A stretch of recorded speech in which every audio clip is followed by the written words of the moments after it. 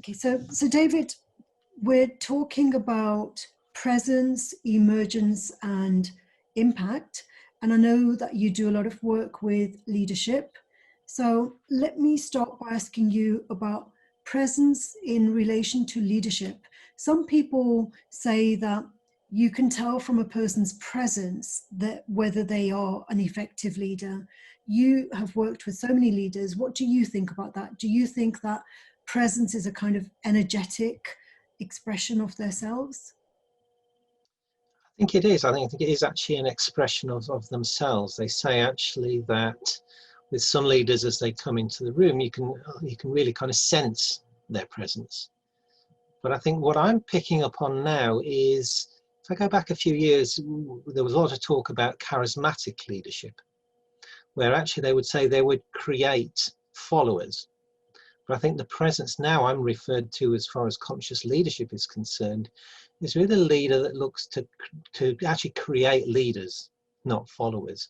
So their presence may not be that charismatic one, but there's a sense that actually, I think that actually they're high in emotional intelligence. So I think that presence actually means, I always say that actually some of the best leaders I've worked with or worked for have a sense of actually you matter to them. And they're really kind of present in that moment. They're not elsewhere. They have a sense of what might be important for you, but they don't lose sight of what's important, perhaps for the organization, for the rest of the team as well. And you have that sense, I think, with their presence, that they always want the very best for you as well as the best for the organization. So there's a sense of a presence without a hidden agenda, shall we say.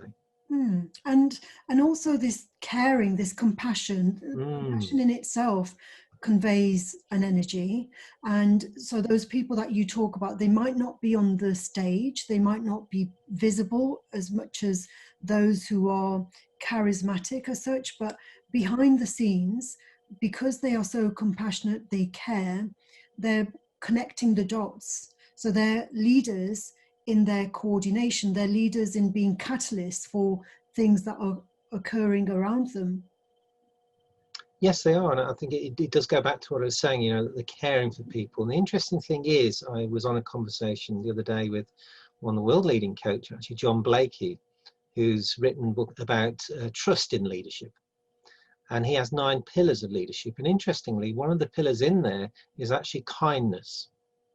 So for him as an emerging leader, one of the key pillars is kindness. So this is care, this understanding for others. I think that's something, and particularly at this time of the pandemic, which I think we're seeing more and more of, and I think which the staff and those that work alongside them really do appreciate. And I think that sense, when I've worked with some excellent leaders, I interviewed for my podcast someone called, well, actually it's Dr. Lynn Sedgmore, CBE, but I hadn't went to one of her events. She led the Centre in Excellence for Leadership. And one of the things that came out, I think, for an excellent leader is that the staff that turned up to this event spoke so beautifully about her and so powerfully about how they felt really cared, nurtured, and encouraged to develop. So I think really this caring leader has 2 things. I think one, they have self-care, they have self-love, but then the people they work with know that they really care for them as well and want to develop them. And that came through with the conversations I had with the staff, how they felt really held by Lynn and how she really empowered them. So it's not, sometimes people think, oh, it's kindness or it's caring, it's a bit wishy-washy. There's actually a sense of strength and love, if that makes sense, in that care. So they know that actually there's things to deliver on, there's things they need to do, but they know they're really supported in that aspect, and they're being supported to be the very best person in the workplace they can be. I know Lynn Sedgmore because Oh. I used to work for the Centre of Excellence in Leadership. Oh. And I lived in London, so it's a small world in leadership. And one of the things that I remember about her is that she recommended a couple of books to me, and those books, I have cited those books hundreds of times in my work. So you see, it's like, again, she was a catalyst. She was a catalyst in simply making a recommendation. Have you read this book? She said. There were a couple of books, and I read those, and those books that she recommended influenced me. They made an impact. And so there we go to the feedback loop. You know, it's like the presence doesn't necessarily have to be through this charismatic, energetic presence. The presence can simply be in making a connection. Yes. Yeah, and it's bringing those leaders' gifts to the table. So I'm really touched that you worked with Lynn, so you know exactly what I'm speaking about. But one thing I want to bring in, which is important, and particularly those that are watching and listening, is both myself and Lynn work with the Enneagram. You might have come across the Enneagram, which is a psychological tool for actually helping with self-awareness, I'm going to say, in the workplace. I think it's a beautiful tool. They've called it it's not an easy tool, but it has been called a tool of compassion. So it ties into the conversation we're having here. But the point I want to make is, based on personality styles, they actually say there's 9 styles of leadership. So the charismatic, the more open, might be one particular type, but what I want to make is there's at least nine different types of leadership, and all of these can be, in my words, conscious leadership. They can carry the presence that you're talking about. They can have their own style. So I think it's important that leaders bring themselves, their own self, to the workplace, as opposed to try and be someone else. Yes, and when we put people of different personalities together, that usually leads to an emergence of something which may not have occurred if those people hadn't been present. Yes, absolutely. It comes back to that word that you used before, beautifully, you know, a catalyst. And sometimes people can be catalysts for each other. You know, the number of conversations I've had with leaders where actually, you know, I think on my website, you know, I love John O'Donoghue, who was a kind of Celtic Christian mystic, who said, you know, have great conversations often, because you never know where they may lead you. So I think in that sense, that would be another characteristic of the leader, that they have this openness. They're actually openness to emergence, and actually what might occur, what might actually happen, and they're willing to step into that place. So they're constantly, I think, stepping in. We spoke about, you know, strength, and we spent about caring. We spoke, you know, we could speak about courage. We could also speak about vulnerability at the same time. So there's this beautiful, I love that word, juxtaposition of qualities in a leader who carries presence.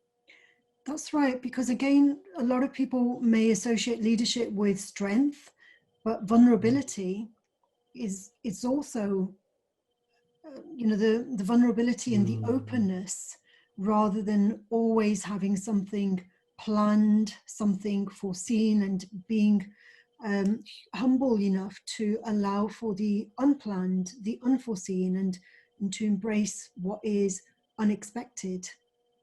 Totally, yes. And I think this vulnerability, and I'll speak from my white male perspective, is that quite often we're taught as white males that actually, you know, you have to be this strong one, don't show your vulnerability. But I was working with a leader recently, a very conscious leader, who actually shared very vulnerably how difficult he was finding an element in the workplace. And actually his team were there present. I was leading the session. But in that moment of vulnerability, counterintuitive, you would say, perhaps particularly to a white male, you can't be vulnerable. That vulnerability sharing, because it was so authentic, it came from his heartfelt place about what he was struggling with. Something, I don't know if you recognize this, something changed in the room. It kind of opened up the room, hearts opened to him. The conversation from there on changed, and this wasn't something that he staged. It was something that spontaneously rose, but because he was willing to step into his vulnerability, I would say the leadership group actually had a transformation because of that. Yes, and again, as you explain this example, I am kind of thinking about our somatic presence. So when we think about a tall white man, you know, who looks like a leader, is perceived to be a leader because they're tall, white male, compared with someone who is the opposite of them, a short person, you know, a fragile looking person perhaps. If they made themselves vulnerable, it wouldn't have the same impact as the person who is expected to be strong and powerful and in control. So That's correct. Yes, yes. well, doesn't it? It is. And thank you for bringing this element of, I'm going to call it element of diversity into play, because I think it's really important. And I think for the leaders, part of their awareness, I think, is to have an awareness of the conscious biases that they carry. You know, so as you kind of said, I can feel that when people speak about it's a tall, it's a white, it's a male, quite often on these, oh, it's a leader. But actually, if you can know, actually, well, that's just something I've picked up from society. And as you pointed out, could be a person of colour who's small, who's fragile, could be an absolutely immense leader, equally probable. But from, looks from the outside, the unconscious bias may well step in. And so to be, I think, have presence as a leader, it's actually to really understand each and every person, I think, that's present in the room. To be aware of those unconscious biases, because I know from my own experience they are there. That's true. Yes. When I was living in London and working with leaders, I do remember being at a networking event and somebody making a comment to me and saying that, well, you don't look like a typical leader. And I was wondering, I asked them, well, what was their concept of a typical leader? And as I say, it's like, as we were talking earlier, that it's not simply about exuding that energy. It can also be to do with making connections. I find that's my biggest strength, is making connections between people and being able to see patterns. And so those are not visible things, they are invisible things. And the presence is still nevertheless felt. And think about the story of George Floyd, for example. Now, George Floyd, that led to that his story, the symbol of George Floyd, was, we could argue, even more powerful than he was during his lifetime, because his story after his murder changed the world. It led to an emergence, it led to an impact that he could never have foreseen a year ago, perhaps. Totally, absolutely. I think that's a really strong, a really great point to make. That one thing, we never know actually what the impact that we may well have. And I'm remembering, actually, and I'll come back to this essence of bringing our whole selves, if it's a workplace or whatever. One thing that took me into the journey of conscious leadership is reading an article by someone that said, actually, I'm on this journey, he called it spiritual leadership, because I'm sick and tired of coming into the workplace, hanging up my jacket, being someone I'm supposed to be, who work perceivably, and then put my jacket on and going home and being someone completely different with my family and my friends. I want to be authentic. And I think the other important point that you made as well, or was speaking around, is this aspect that on the conscious leadership now podcast, people talk about the importance of stories. And I think, leadership stories really, I think, brings people present to both their leadership and present with the issue that they're actually dealing with. And quite often it will have those elements of, emotional intelligence in those sort of stories. And it reflects as well, I think, that the leadership we're talking about, it's always, for me, it's a journey.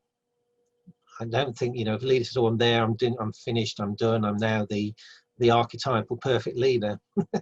I'm laughing because there's a sense of, no, it's, for me, it's an ongoing journey. Yeah, and again, the story, as you were talking, it reminded me of the story of the footballer, the young footballer who talked about how he was so poor, being brought up by a single mother, and how there would be a fridge with like a few yogurt cartons and he'd have one a day. And that story, just a 5-minute story, went viral, and it led to policy changes. Boris Johnson saw that story. And so even though I don't remember the name of this young footballer, but I still remember his story. And I remember the impact that his story has made.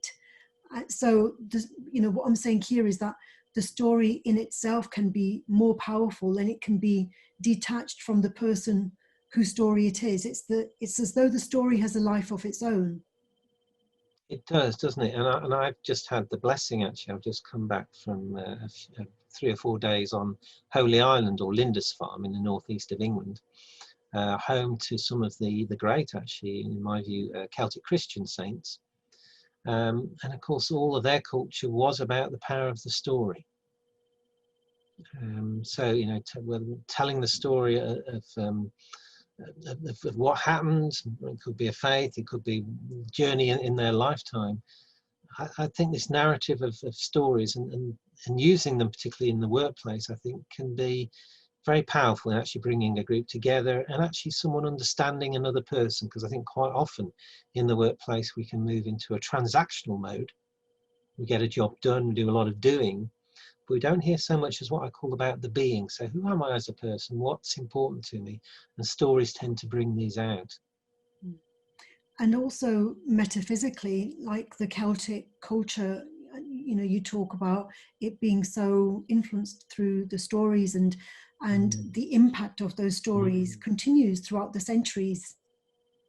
Yes, it does. And, you know, and really spotting, I think, you know, that's another element we haven't sort of spoken of. You know, when I was there, I'm just reminded, well, I was in Whitby as part of my journey, and there's a Celtic Christian called Caedmon, who actually was spotted from, if you imagine, from the abbess Hild. You actually heard him sing. He was singing, I think, Bible songs, poetry songs, and she spotted him. I think he was a farmhand at the time, and he was brought into the abbey and became, I think, one of the first English poets, did Caedmon. So he's continued through the centuries and continues to be an inspiration for creativity in the Northeast. So here's a leader, Hild, who spotted someone. This is I was talking about, you know, leaders make leaders. She spotted someone who had these characteristics, and she empowered him to actually, you know, to speak out and sing out and to express his gifts. That's right, because it's all about presence. It's about making the right connections as well, being in the right place at the right time, and that support comes through our networks. Yes, it does. Yes, and I guess that's another thing. In those days when they literally were on foot and walking, the networks, as you were talking, were physically embodied as they walked the places. But I think as leaders, and isn't this a wonderful thing for the workplace? You know, the stories of the Celtic saints was people came out in the streets to meet them to receive a blessing. And I think on some of the people I'm speaking to, you know, around conscious leadership, spiritual leadership, they're actually saying that maybe the future leaders, or even the leaders now, have a sense of being in charge of a community, but not from a autocratic, you know, top-down control perspective, but from the perspective almost of what I would say a Benedictine abbot. And what I mean by that, the abbot is to be as Christ to his men. So he's actually to serve them. So we're coming back to perhaps, you know, a servant leader. So I think down the centuries, I think whatever culture we're in, we have rich examples of leadership and presence, which normally have stories which we can draw upon. And when we think about, you know, the religious influence and pilgrimages, you know, I took part in the pilgrimage. I did that walk, the 800-mile walk, Santiago de Compostela. Oh, yes. The Camino de Santiago walk. Yeah. And again, that is making our presence felt along that trail, you know, along with knowing that we're not doing that journey alone, and that there's a network of other people in that journey, and making those connections that makes an impact, because there's power through making those connections with others who are along that same journey as ourselves. That's beautiful, and just got me thinking, you know, thinking of work, you know, or leadership as a pilgrimage, and almost spotting along the way. I'm sure there are certain what they would have seen as waymarks or sign pointers that you come across, you know, in leadership or in this pilgrimage journey. And wouldn't it be wonderful, you know, for all those, you know, working with them. Too often perhaps we get into a job and we stay in a job, but just to have a reflection and say, well, given that, knowing what I know, do I still choose to be in this job or not? Because one of the things that I absolutely love is this aspect of I think it's in the spiritual side, Gahil Gibran, who wrote The Prophet, says to work with love is to change all things you fashion with the breath of your own spirit. So it's bringing, I think, that sacredness back into the workplace to say, is this still serving me? Is it still serving the workplace? Am I still making a contribution here? How do I feel in conjunction to my role, to this organization, and having a real authentic conversation about that? That's right, because when our heart's in it, it reflects in the quality of the work that we do. And when we lose heart, it just seems to be a waste of time in a way.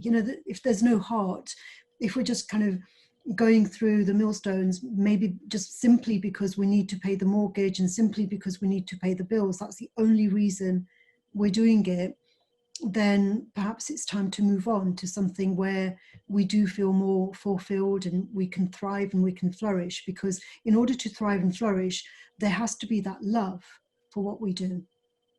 And I think that comes through, I think, with those that have found, was it Mark Twain that said, make your vocation your vacation, which kind of said actually you love it so much that actually you really enjoy being there at work or doing what you're doing if you're working at home at this pandemic time. And I think there's something of deep, great wisdom there. I've always said that for those that are in that working period of time, we spend so long in our work and workplace or sat at home working. Why not do something that really energizes us and excites us and makes a difference for us and brings us alive? Yes.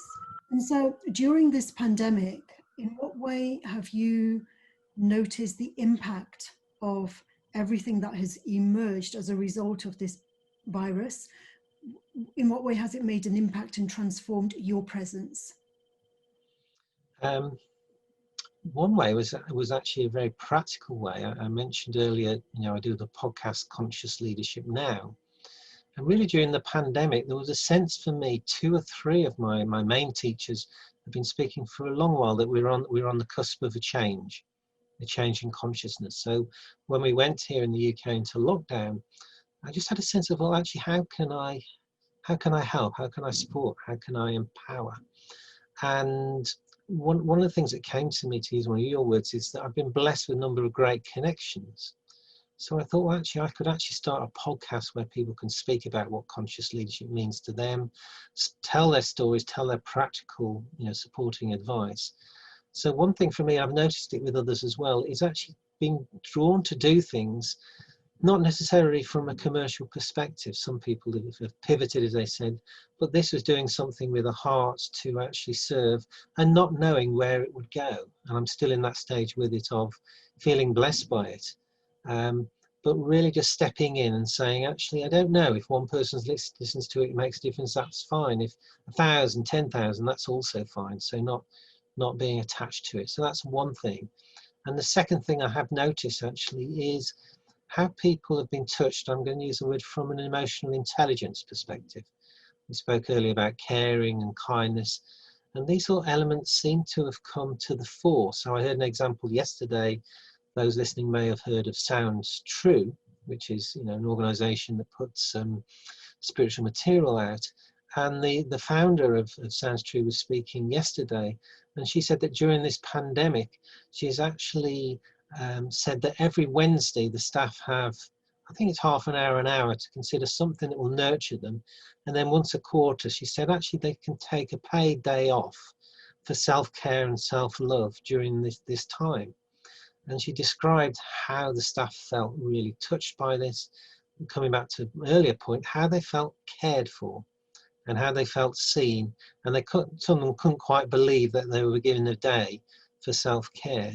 So I think it's this sense of, one, I think people doing things they think, actually, I want to be a real service. And 2, actually people beginning to understand the importance of emotional intelligence in the workplace. And understanding it's not like they say, a dog is not just for Christmas. I believe emotional intelligence and self-care is not just for the pandemic. It will be something that actually we will be deeply rooted in moving forward. And I suppose it's the actions that emerge from that emotional intelligence that make an impact. So it's the kindness, the kind acts, because kindness implies some sort of act. In this case, a day off for Yes. well-being. Yes. It was unexpected. It wasn't planned, and it emerged from a crisis, and that's created an impact. And perhaps the staff will have greater loyalty as a result, or maybe be more productive because they have received something that was that is an enhancement. I think that's something that the founder, she's already saying that, I think, actually, that because some of the letters she's received and some of the things are said, again, as we return to a point, she didn't do this organisation, didn't do it for a benefit. They just felt they did it because they felt it was the right thing to do, because they wanted to support. As you said, they wanted to do an action. They wanted to do something that wasn't just they'd done emails and things, but they wanted to do something that actually was an action that said, actually, you matter, and we're part of an organisation that promotes emotional intelligence, spiritual intelligence, and this for us feels like it's the right time to introduce this. So I just thought that was a great act of conscious leadership. And coming back again, it's about, I use those terms, it's about being, reflecting, self-awareness, and it's about doing. How am I doing this mindfully? How am I doing it with compassion? How am I doing it with love? How vulnerable am I around this? How authentic am I around this? So, some wonderful opportunities for people to really, truly express themselves. And maybe if I had a third one in, I think perhaps the pandemic has taken away a little bit of people's fear about, I can't be who I truly am because I'm at work and I need to be, going back to my earlier conversation, I need to be like this. I think people are feeling a little bit freer because they realise actually this job is it's not guaranteed. I'm on furlough, I could be made redundant. So I think it's a freeing up that says, actually, I'm choosing to be who I truly am at work, or moving towards that space, as opposed to, well, I need to keep this job, because they're kind of saying, actually, nothing is, from Buddhism, don't we, that nothing is, everything's impermanent.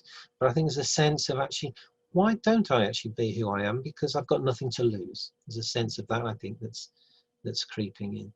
So there's a lot of suffering, obviously, in the pandemic, but I think there's a lot of beauty as well that's emerging. The two again are coming together, and it's been a theme, hasn't it, this conversation of like strength and care, of suffering and beauty, the balance moving together.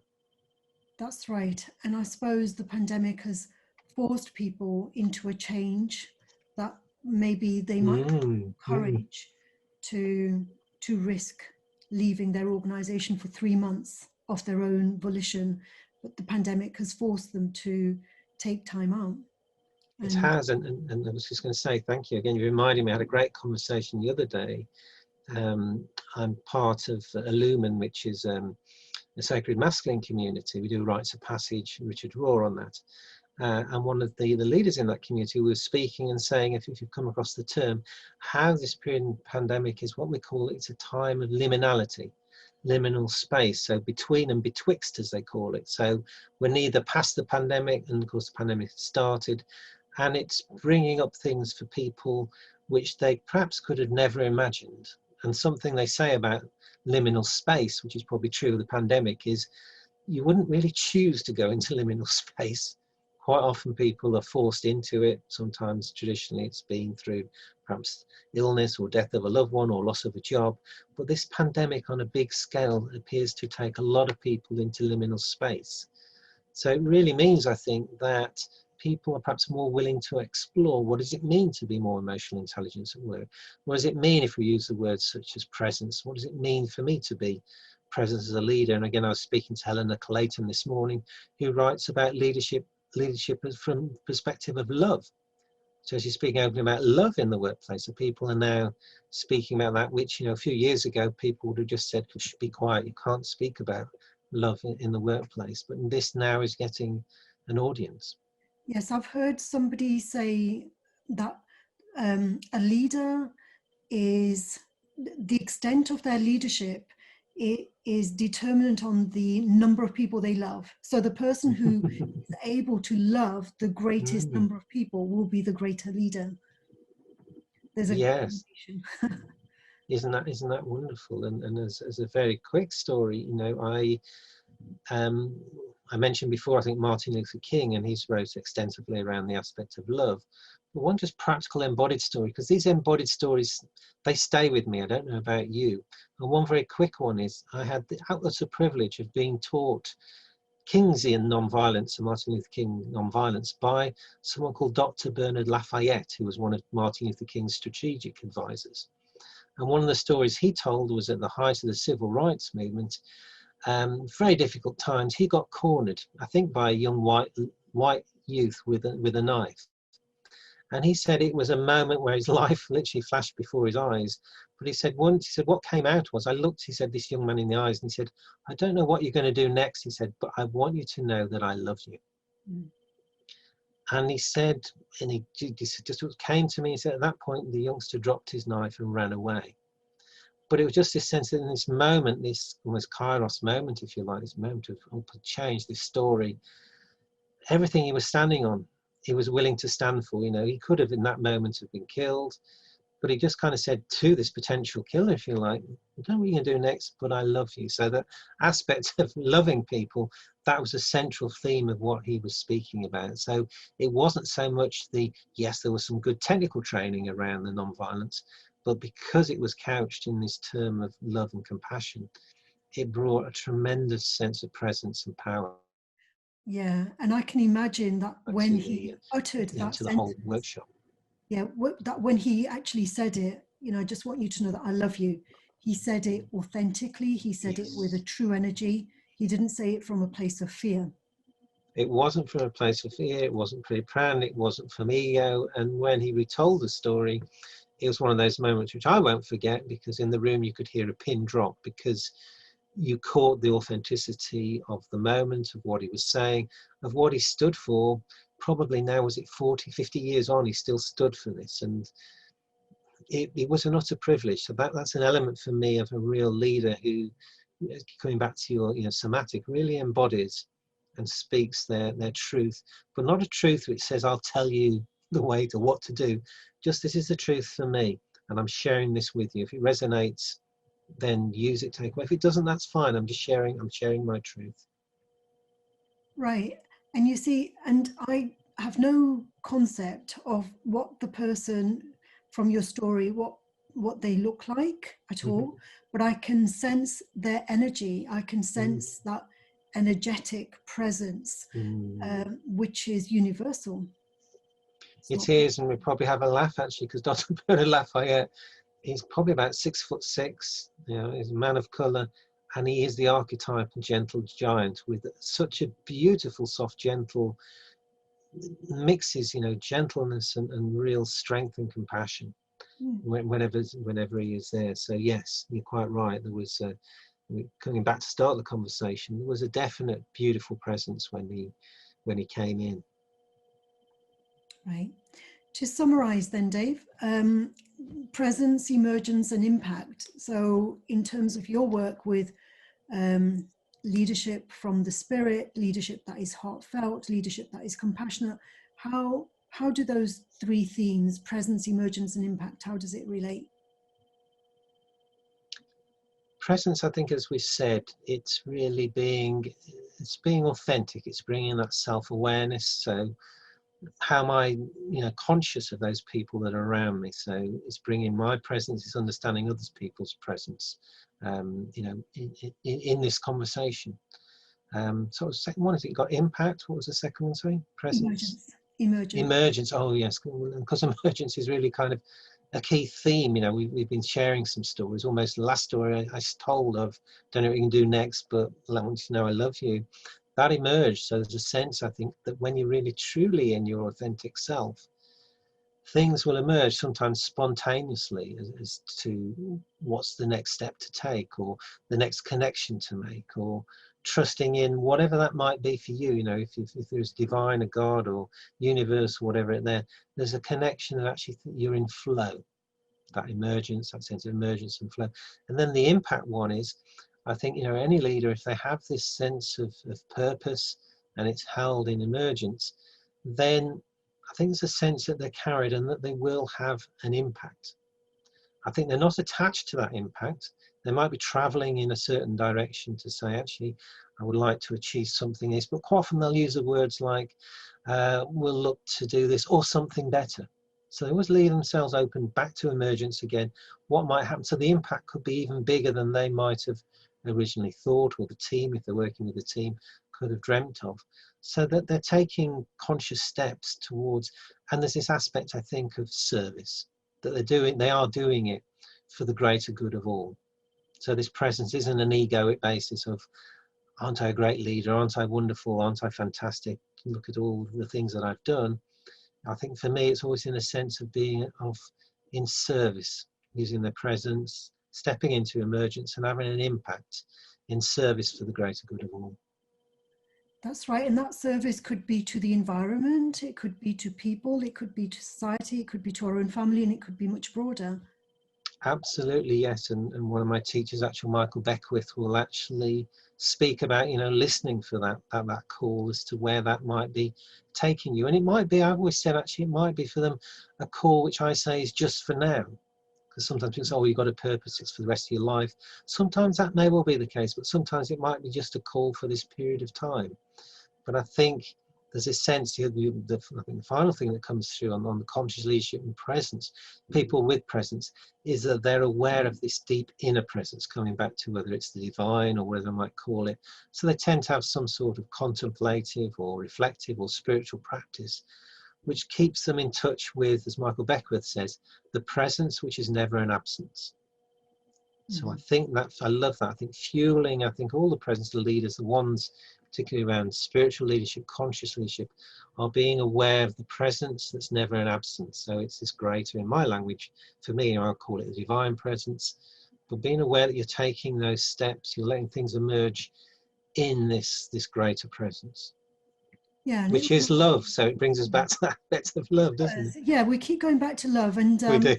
the Course in Miracles is all about that there are only two emotions, love and fear, and that fear is simply the absence of love.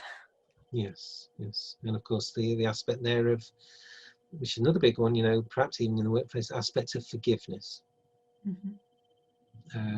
So, and of course in Miracles looks at that aspect, and that's quite a big one, to be able to forgive and then move and start again and see what can then almost come back and emerge because of that.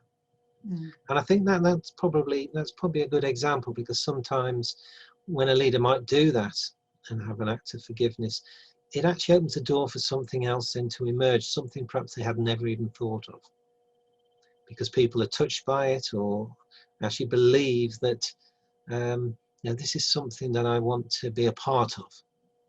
And I think because then they might be inspired or get some inspiration from that person, but I think it always comes back to them actually owning that and being, actually, I'm really inspired to do this and make a difference. As you said, that leader may well be a catalyst, but it's almost like they then internalize for them what it means to catalyze themselves and to be of service in the world. And when we talk about inspiration, it's as though something wants to emerge from us. It's the other person has just sparked off something that was present in us, that was waiting to emerge, because it has to be at the right time, at the right place. Maybe there were times when somebody told us the same story, but it didn't have the same impact because we weren't ripe. The time wasn't ripe for something to trigger a response or the appropriate response.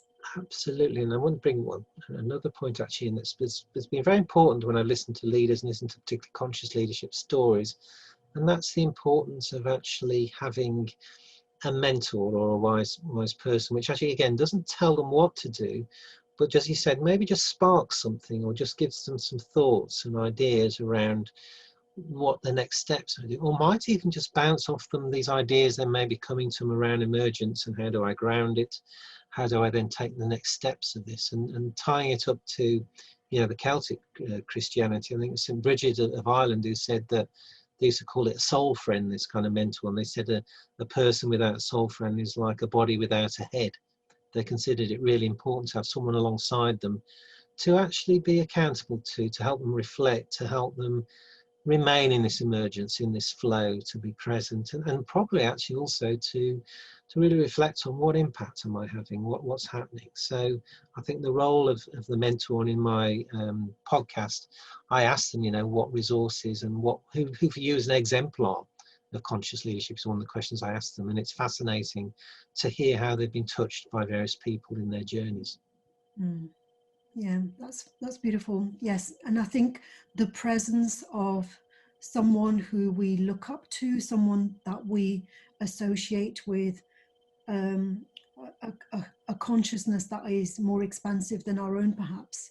It's just being present with that person sometimes can lead to ideas that we may not have had otherwise. Absolutely, and I'm sure she won't mind me sharing. Actually, I'll share one from, I was recently with Lynn Senchmore, as I said, on the training course, and someone asked a question, and she modelled that vulnerability and said, I don't know, does anyone else have any ideas as to how we might tackle this? Which I just thought was a stunning act of leadership, to throw it open. And then someone just said, well, actually, there's something here. Let's just take some time out, and those that want to can light a candle and do something. It's a very simple little thing that we did, and we did it. It only took 2 or 3 minutes, and when that finished, again going back to I spoke about, the atmosphere in the room changed, something shifted. But this was through actually Lynn being vulnerable and open to what was looking to emerge, in this case, from the group. And I'm telling you this story now because it really struck me. Quite often, as a leader, I can think, actually, I must know what to do now, because I've been asked this question. In this one, she said, I don't know what to do, but I'm going to ask if anyone in the group has any thoughts. And I just thought that was a wonderful, spontaneous example of what it means to be a conscious leader for me. Excellent. Well, thank you very much, David. I've really enjoyed my conversation with you. I think it's been an emergent conversation, and Yes. it's led to lots of insights, and it's triggered a lot of different thoughts. I could carry on my conversation with you, but I'm conscious of the time now. So let's just sum up now. Just final points. Final points. Yes. Well, I wanted to just share something, because that's on top of my head and heart, as I would say, having come back off a retreat. And it's something actually around, I wanted to share something which was from beauty, really. So just a sense of, I'm just pulling this up here actually. It's one of I end with something from John O'Donoghue, and now my bookmark has just changed, so I will end with something on that. And that was just a sense, he says, actually, that when you bring your when you bring your whole self to work, one of the things he says, you can't but help them be a thing of great beauty, because you're bringing beauty forward, front and center. So actually that is going to encourage beauty to emerge. And then the final bit, what impact will that be? I would actually say quite often you don't know what that impact will be, but I think if it's coming from whatever word people might want to use, like beauty, from love, from a sense of greater service, I think then for me there's a trust in there that when you combine those two elements, the impact will be the impact that it requires to be. As one of my friends once said to me, stand in the place of opportunity and let the outcome be the outcome. And I think that's that's a very, beautiful place, and a very open place to be in, which allows spaces for things to really emerge and for things to happen which you could have never dreamed of. Excellent. Yeah, absolutely. Thank you very much, David. I look forward to speaking to you again very soon. Okay, you take care, and thank you. Thank you. Bye for now. Bye.